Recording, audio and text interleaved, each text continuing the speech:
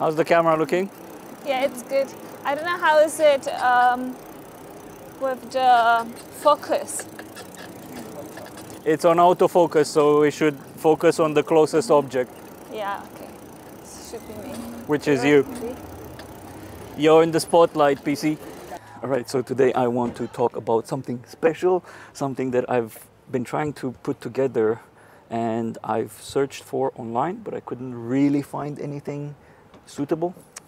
But let me not keep you in the dark. So today we're talking about this setup here, this gimbal with a steady arm to enable you to film cinematic shots from the bike. And I've actually looked high and low for something to set up on a bike.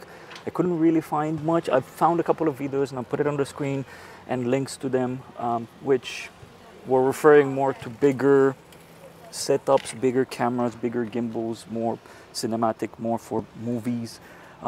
But I have this Zoom M2S and the Sony E10.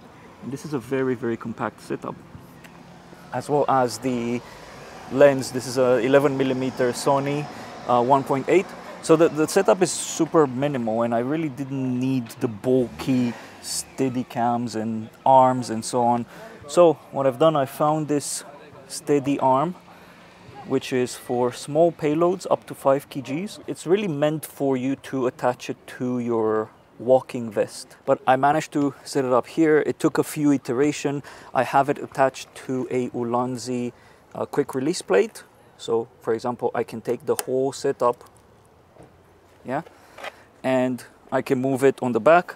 On the back I have another setup here, so I can move it, I can put it like that.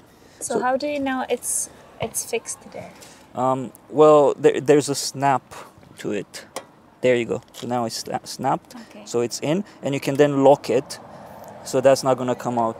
Yeah. So now you have it. You can film from the back. If I have Nikki on the bike, she can be on the bike here on the back, and I can film her. And this is gonna be quite steady. Now, I've had a couple of iterations, and what I come up with in order to properly connect this, except for the quick release plate, is these Manfrotto super clamps.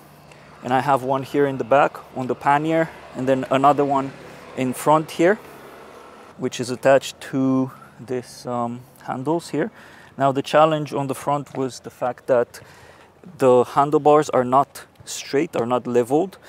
So I had to buy a leveling plate and mount it with a leveling plate so that this whole contraption stays straight. But it works. Oh well. Now the other trick that I have here, I have a small quick release plate, which allows me to quickly detach the gimbal and film handheld. And then when I want to put it and be on the go, there you go.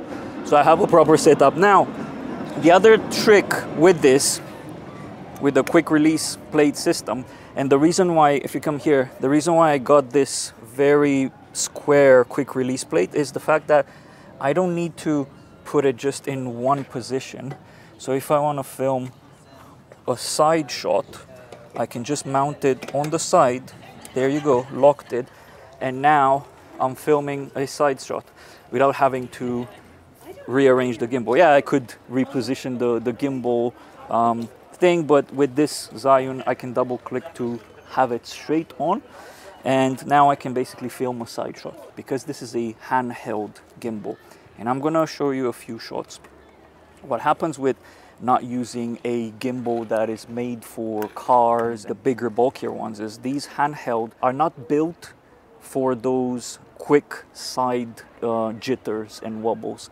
So what that means is that when you're on the bike and you're riding it, you get those slight wobbles in the camera. The reason why I'm saying is a bit of a cheat, because I'm using the latest Sony camera, E10. And with the latest Sony camera, you get gyro data when you film. And I'm using the Sony Catalyst to stabilize those small wobbles. But this entire setup helps me film smooth shots without having a bulky setup. So yeah, this is it. I'm going to put link to everything in the description if you're interested in this kind of contraption. Now for me it's useful, and the reason why it's useful and the reason why I wanted to set it up, not necessarily because I'm a big filmmaker filming blockbuster movies or anything like that, but Nikki and I are starting to do a bit more of podcasty, vloggy type of shots, and we ride our bikes quite a bit, and it was, you know, I was looking for something like this so that I don't need to use action camera. And you might say, why go through the trouble of doing all of this when you can have an action camera? Yeah, you can have an action camera, but it's not full sensor. You get that action sports look, and that's not what we were going for. And this gives you shallow depth of field and has the bigger sensor. So that's why we went for this. So we now can record our podcasts on the bike, basically bike podcasts. Question. Yes. Is it the most minimal setup for the result? If someone wants to have a look at this, is there anything that they can leave out and have a similar result? I think so. I need to put this to the test. I think you could do potentially without the Zion gimbal. There's a plane above us.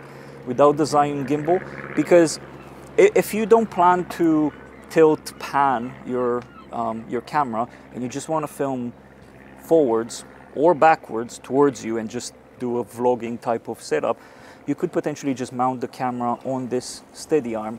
I don't think you can do without the steady arm, because when you go over hops, this just buffers the entire thing.